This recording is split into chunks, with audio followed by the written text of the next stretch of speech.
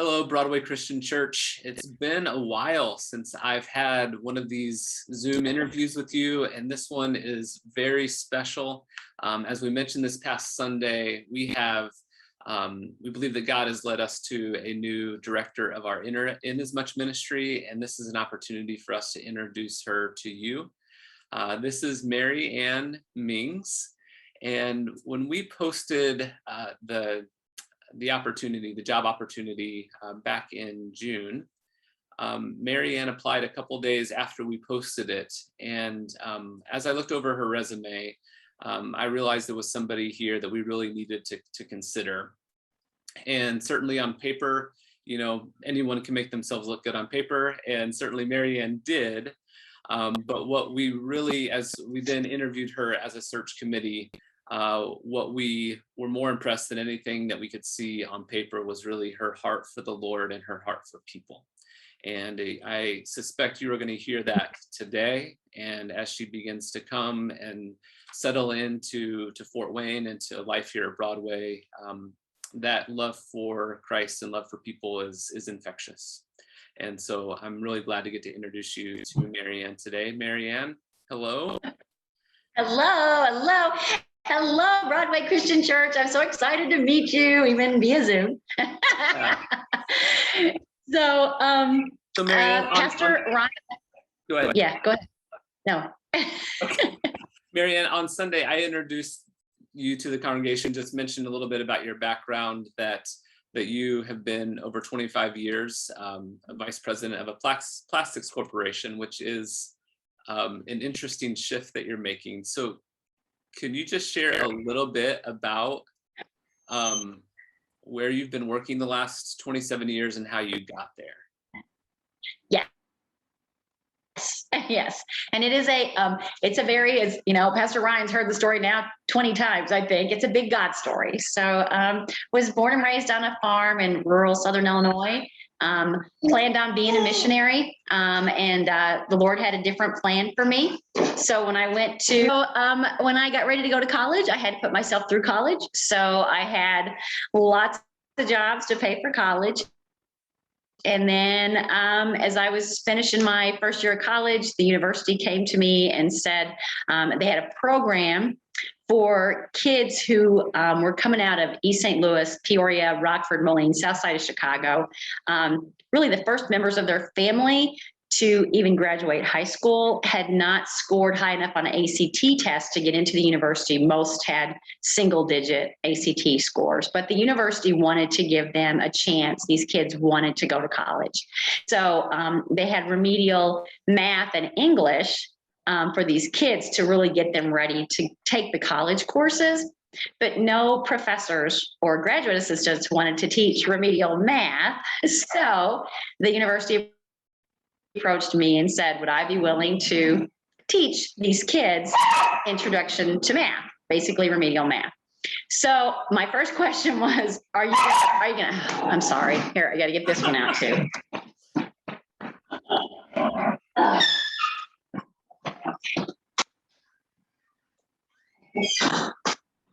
Okay. Yeah, that one's on mine. Okay, so I asked them, are you going to pay me? And they said, yeah, there was a small stipend and they would reduce my tuition by a little bit. So I was in. So a professor told me I needed to look older than the students because I was basically their same age. So she told me to go to JCPenney, to the sale rack, and buy suits and heels and pull my hair up in a really tight bun and learn how to wear makeup for the first time and act like I was the professor. So I walked in and here I am, little farm girl, grew up in the church. Her great grandfather started talking to kids coming from East St. Louis, Rockford, Peoria, Moline, and south side of Chicago. Totally different world than I came from, really opened my eyes to so much. Their stories were so different than what I had ever seen. And I saw how they were so scared being in these math classes. And I heard their stories of how they had failed so much. And so I worked really hard with them to make sure they all passed. And I did that as one of my part-time jobs to get me through college. And then after that, the Lord moved me into a school teaching high school math and science to kids who were, they were kids who were supposed to be in Illinois Youth Center, but there was a big Christian home that had been an orphanage. And in the 80s, when they got rid of orphanages, they started taking the kids out of Illinois Youth Center, or ahead of Illinois Youth Center, and putting them in this place, because they had the houses, the dorms. It was on a big farm. It was fenced. And these kids, I was teaching them high school math and science. And these were kids coming out of East St. Louis, Rockford, Peoria, Moline, south side of Chicago. So this summer, before I was supposed to teach, my mom and I went to the basement of the school, and I carried up, instead of general math and general science books, we carried up Algebra 1 and biology books upstairs. So the kids walked in, and I handed them Algebra 1 and biology, and they said, well, no, it's general math and general science. And I said, if you haven't learned to add by now by a calculator, you're doing algebra. And I heard the same stories, except more extreme. They had been homeless, they'd been abused, they were tattooed, they were addicted. The girls, most of them had already had abortions at 14, 15. And I saw they had no hope. And they thought I was crazy for thinking they could do algebra. And what do you know? They did algebra. And, the principal didn't catch on what I had done until about December. So at that point, it was too late to make me stop. But I saw these kids for the first time realize they're not garbage. They're not throwaway, and they have value, and they had hope, that they weren't stupid. And then from there, the Lord picked me up and he dropped me teaching to children of migrant workers. So I was teaching math and science to children of migrant workers, and totally different than anything I'd ever been exposed to.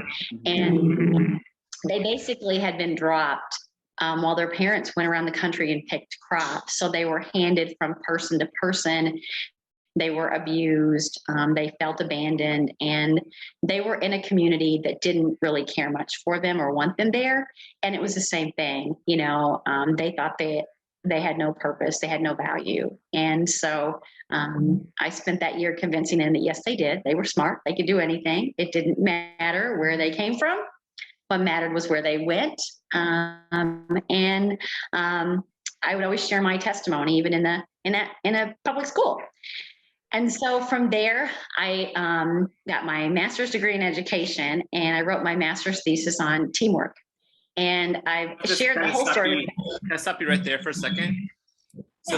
So it seems like early on, so from like the age of 19 or 20 until 24, 25, you just had these experiences where you were in touch with people that had a very different background than you, and in touch with their own, their hurt, and maybe opened your eyes to the pain of the world, really.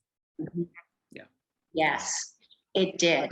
It did. It completely, coming out of where I came out of, where, everybody I knew, we all went to church, right? We all had great families, I mean, not that it wasn't, Leave It to Beaver, but it was still, we all, the families were intact, and everybody I knew went to church. Everybody I knew, we prayed, everybody, and I didn't know anybody with a tattoo. And now I got 14-year-old kids comforting them. Yeah. So my master's thesis was on teamwork, and I went around to all these big companies. I went to Kraft and Motorola and IBM and Westinghouse and General Motors, and I got them to tell me how they built teamwork in their organization, and I built a theoretical model. And I knew the Lord was telling me to write a thesis, but the university I was at didn't want anybody to write a master's thesis. And so I had to fight them and get permission from the provost to write a thesis. And everybody I knew said, why do you want to write a thesis? And I said, because for whatever reason, I know God's telling me to write this thesis. And most people honestly rolled their eyes at me and said, what, you're nuts. Nobody wants to write a thesis, but I did. And as I was finishing my thesis, the person who started the plastics plant that I ran had just started it, and he could not get he had a small number of employees, but he couldn't get them to work together. Interestingly enough, I write a thesis on teamwork. So he can't get them to work together. So he wants to be, he wants to be a billionaire. millionaire, but he can't get there because he can't get these people to play nice. So he's complaining one day to somebody he knew that, if I can't get these people to work together, I'm never going to build what I want to build. And that person knew somebody who knew me, and said, well, I heard about this young kid who wrote a thesis on teamwork. Maybe she can teach you how to get them to work together. And so he calls me up out of the blue and says, can you come over and teach me? And of course, I'm telling everybody about my thesis. So yes, I can come over and teach you. So I went over just to teach him how to get people to work together. And 3 hours later, he said, how would you like to work for me? And I said, doing what? He said, I don't know, but I really like you. And so I knew the minute he said that God had dropped me there. And I knew why I had to write the thesis. I knew I was supposed to be there, but I honestly thought I was supposed to be there for a year to help him and then leave. That was what I thought. And I even told him that, I said, I told him right out of the gate how strong of a Christian I was, and that I really felt I'd written this thesis somehow to do something with God. I didn't know what it was, but I said, I'm going to help you, but I don't know. I'm not going to stay long. So the first year I was there, I taught everybody how to work together and how to play nice and how to solve problems together. And I helped him with laying out his vision and what he wanted and how to get from where he was to where he wanted to be. And I'd been there about a year, and he called me up and said, I want you to take over running human resources. And I think now in hindsight, he did it because he thought I was going to leave him, So I said, well, what do I know about human resources? He said, you'll figure it out, go do it. So I thought, well, okay, I'll go figure this out and I'll help him here. He needs some help, and then I'll leave. So once again, the Lord had a different plan. So I'm learning human resources, and I look up one day in January, and there's a young kid standing at the door in a parka. All I can see are his eyes. He's covered in snow. Tells me he's walked 5 miles in the snow to apply for a job. So when I told him he had the job driving a forklift, he told me I had to call Gladys Jones. And I said, why do I have to call Gladys? I'm not hiring Gladys, I'm hiring you. And he said, well, because you do.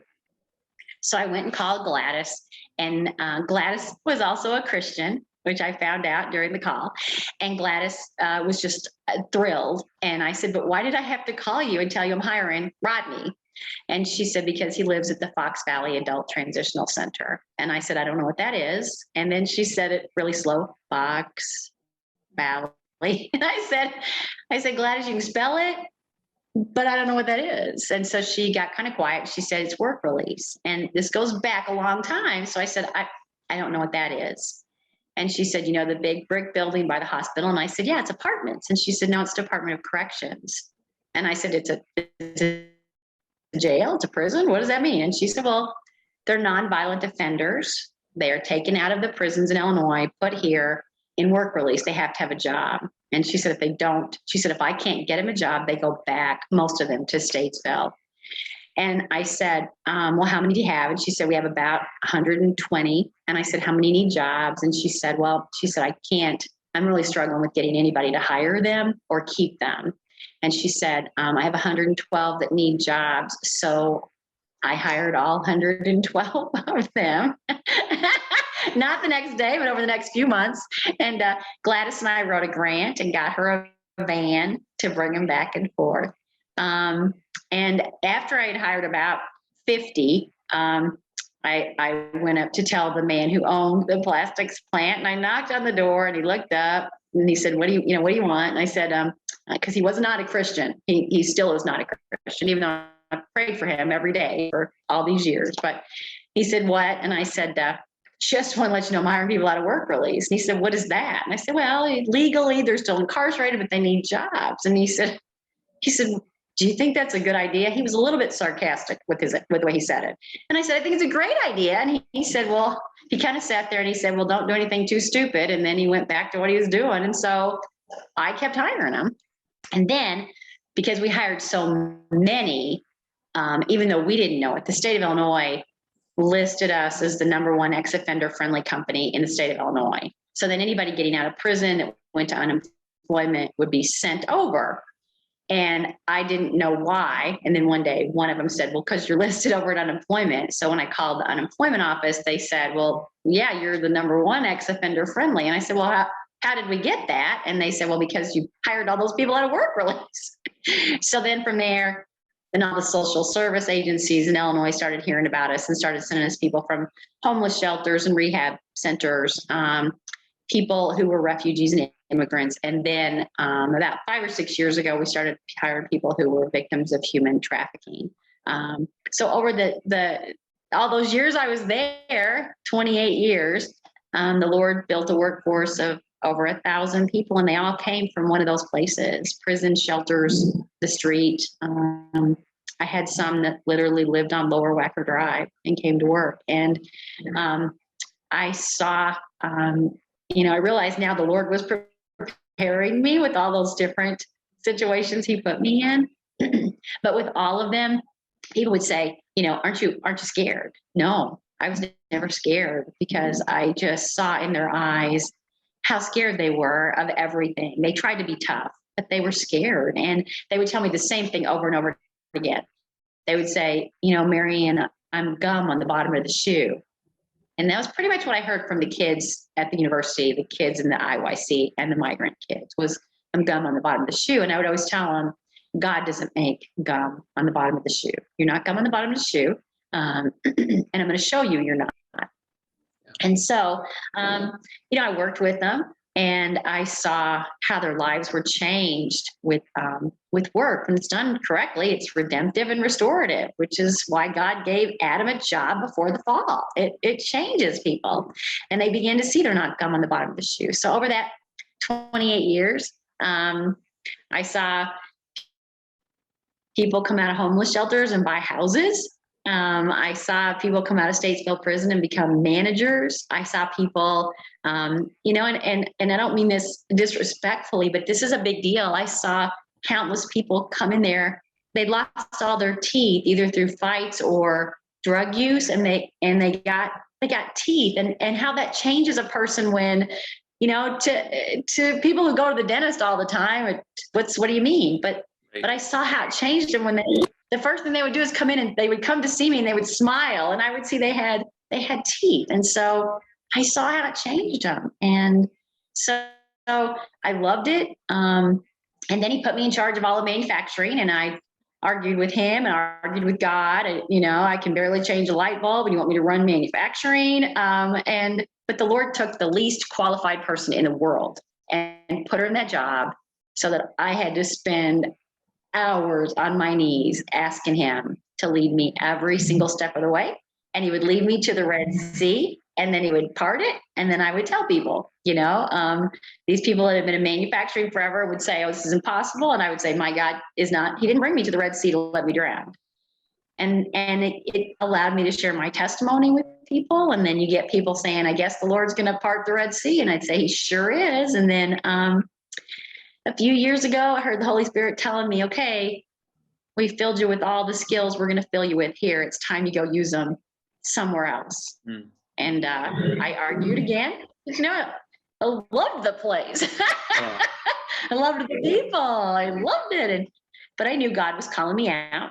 And so I started seminary, started working as a chaplain. Can I stop you right there before you move on to kind of moving on from there? I think there's two things that I just want to maybe name. One is what we see in you both as the search committee and in the elder was just the gift of faith and dependence on God. And so you shared some of that in your story, and that's encouraging to us. And it's the kind of church that we want to be. And the other thing that came to mind is that it seems that you really sought to give these people dignity, with job, with the work, with reminding them who they are in God's eyes, that they're not gum on the bottom of a shoe, that being able to purchase a house or to be able to get teeth, that for some people, we don't even think about those kinds of things. But when people don't have those things, there's a lack of dignity. And so what I hear in your story is desire to give people dignity, and through that to be able to let them know they have worth and value in God's eyes. Yeah. Yes. Yes. Yes. Here's a question that I haven't asked you. We haven't talked about this yet. I'm curious, with 1,000 stories like this, not all of them turned out well. Mm-mm. So how No. did you respond emotionally in your own heart when a story doesn't turn out well? It's hard. And I had someone once ask me that, someone who started hiring people from work release because of what we had done. And the first time they had someone who overdosed, they were devastated. And they came back and said to me, you know, they don't all have happy endings. And I said, no, they don't. And you have to be very strong. You have to be willing to go home and cry, but you have to be strong, and you can't give up, because, you know, it's one person, two people, three people. It's whatever we can do to be the hands and feet of Jesus. You know, and we even, you know, in the Bible, the rich young ruler, the way it was written in the Bible is that he didn't follow Jesus, but Jesus didn't give up on the rest of us. So that's what I told people is, you go home and cry, and then you get up the next morning and you go find the next one. And then you just keep on and you learn. And I learned a lot. I don't mean this to sound, it probably won't sound right. I learned from the failures. Yeah. You know, ones who went back, I learned warning signs. I learned what to look for. I learned how to encourage people that, you're getting a little too close to the edge. Let's come back this way.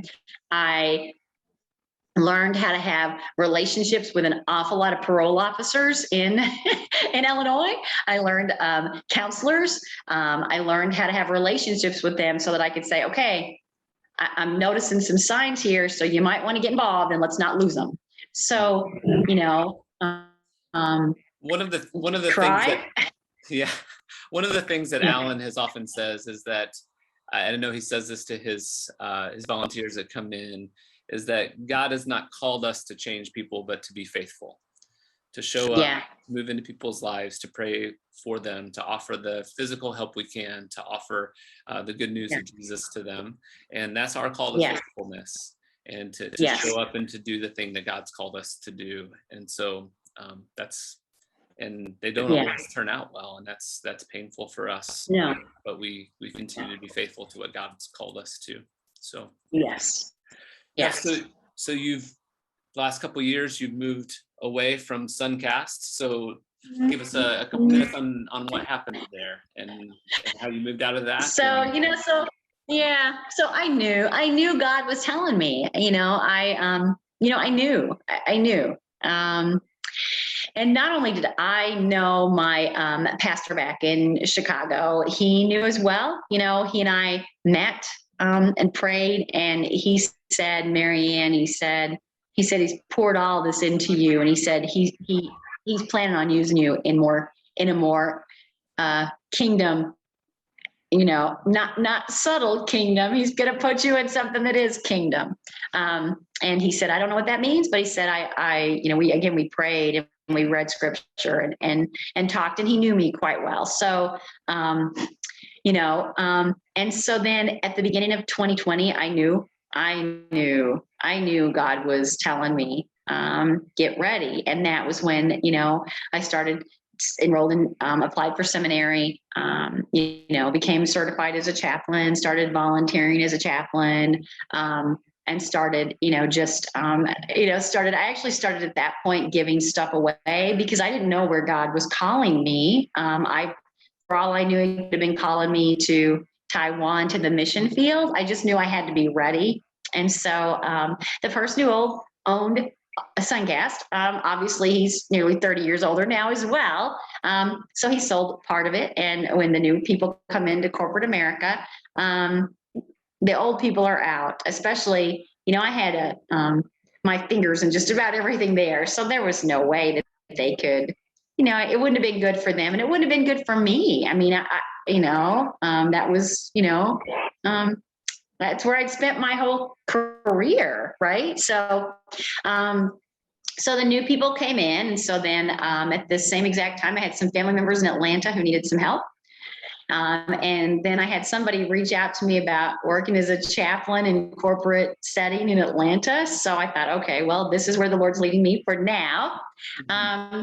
So I gave away everything else that I hadn't given away, kept, a handful of stuff, and, came to Atlanta to help the family, start working as a chaplain. I started leading trauma healing groups at a local church that just kind of adopted me.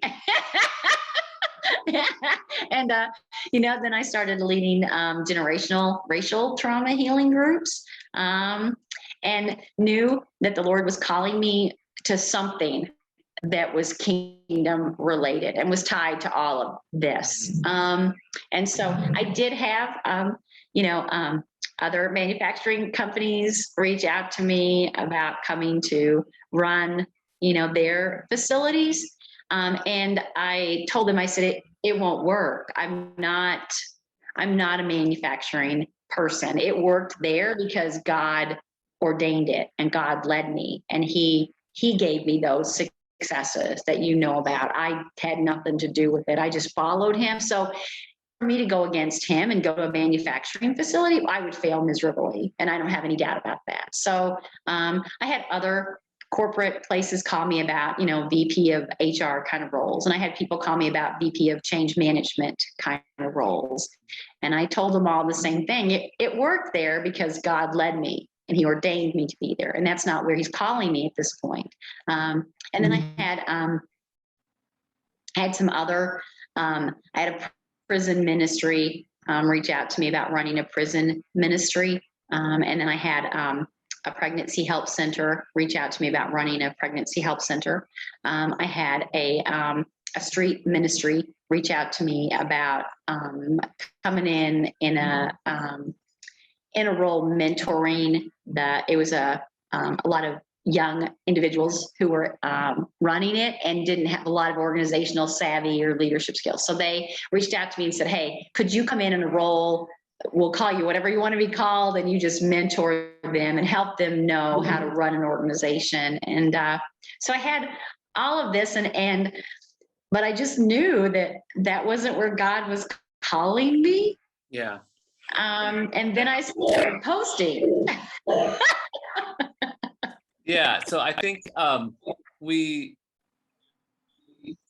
of the things that we noticed about your response to our posting and our conversation together, we had quite a few people who sent in their resumes, and there were a lot of folks who would say things, this sounds like a really interesting ministry, and I think I'm really curious about that.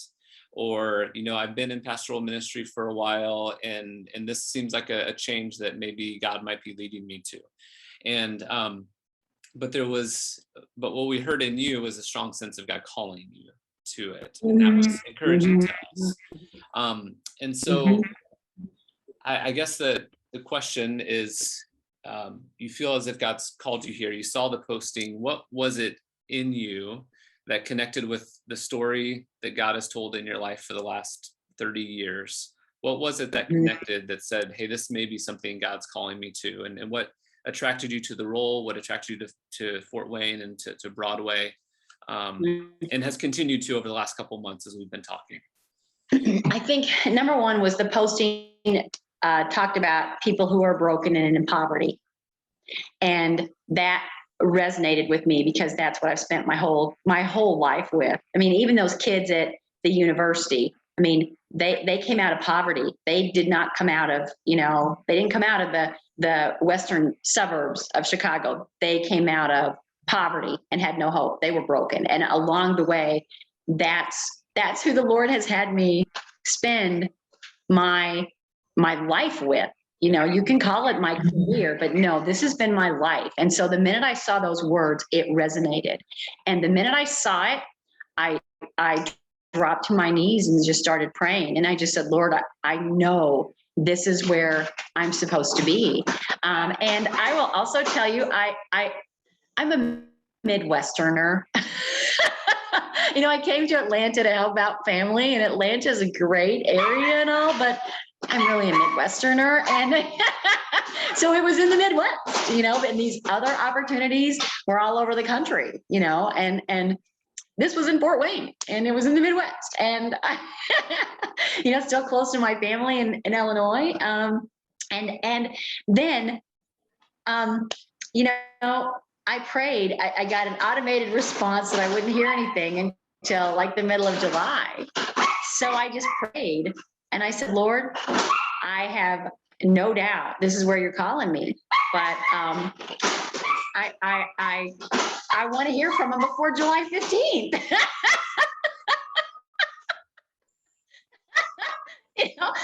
That's what I prayed, and I did. And then the first conversation I had with you, I knew because you were so committed to being the hands and feet of Jesus. I heard it in your voice. I saw it in that video. I saw it where Alan speaks. I saw it when the volunteers speak. And then I started watching your sermons, and just knew how much I could learn from you. And then I had the incredible honor of talking to Deb on the phone, and we had the best conversation, and I got the same passion for being the hands and feet of Jesus. And then you and I talked more. And then I came to Fort Wayne and met with the elders and spouses and the people at Betty's house and spouses. And, I think it was about like 175 people. Kidding. And the volunteers, but every person I talked to, that passion to be the hands and feet of Jesus shines through. And you don't find that in a lot of churches, unfortunately. You find people who go to church. Mm-hmm. They go to church and they go home, and they don't see. And I saw it in corporate America. I saw all these people who went to church every Sunday. They would go on the annual mission trip with their church, wherever it was. They would pack Operation Christmas Child boxes, and then they would come to work and they would treat people horribly. Mm-hmm. And I would always say to them, what do we got? There's a disconnect here. You're the hands and feet of Jesus, whether you're in Ecuador on a mission trip or packing boxes, or you're in a plastics plant. You are still the light in the world. And I saw that with every single person I talked to at Broadway. It was amazing. They weren't people who go to church. They were people who love the Lord, have faith in the Lord, and want to be his hands and feet and make a difference in this world. And the other thing I will tell you is that I had all of these offers from places, and they were all incredible, wonderful people. But every one of them, and I knew this was such a God thing with my personality. Every one of them said, Marian, we really like you, and we know you can run this, but we want you to maintain it. We don't want you to try to grow it. Well, obviously, that's not how I see God. We don't put God in a box, right? If God said maintain it, okay, but I don't think that's what God says. God says, let's go. Let's show more people who he is and how much he loves us and what he did for us and does for us. And the world is so broken right now. It's so broken. I think I told you this. Every Thursday morning, I have an early morning prayer call with people who are around the globe. So they're in, some of them are in the States, but they're in Cambodia and the Sudan and South Africa and, everywhere. And this morning, one of the pastors, who's a pastor in actually Pennsylvania, and just said, we need to pray because there's a university in Pennsylvania that over the last year and a half, 2 years, whatever COVID's been around, the university has lost 0 staff or faculty, or anybody, to COVID. They've lost 70 kids to suicide. I mean, so we prayed for this broken world, and you just see it, and Broadway wants to make a difference to show people who God is. So, yeah. So, Well, we're excited that your gifts and your passion to be the hands and feet of Jesus are going to come and be a part of this community that's trying to do that. And I think everyone, you can hear Mary Ann's, her passion and her energy for this, and we are excited for her to come and be on staff and to bring that to our staff, to bring that to the life of our church. So we'll wrap it up here for now. But Mary Ann is our plan is for her to start November 1st, to work together with Alan and the volunteers for November and December. And then if all things are going well, in January to begin taking over the reins from there. And so be praying for her the next couple of months that she would find a place to live, that the transition will go well. And be praying for Alan and for the volunteers as they prepare to help train Mary Ann and to help her to know what's going on, and just keep this whole process in your prayers. Yes. Yes. Mary Ann, thank you for hopping on today, and we look forward to seeing you and for people to meeting you in person soon. Me too. Yeah. Thank you. Bye. By the way, thanks for tuning in. God bless you. Bye-bye.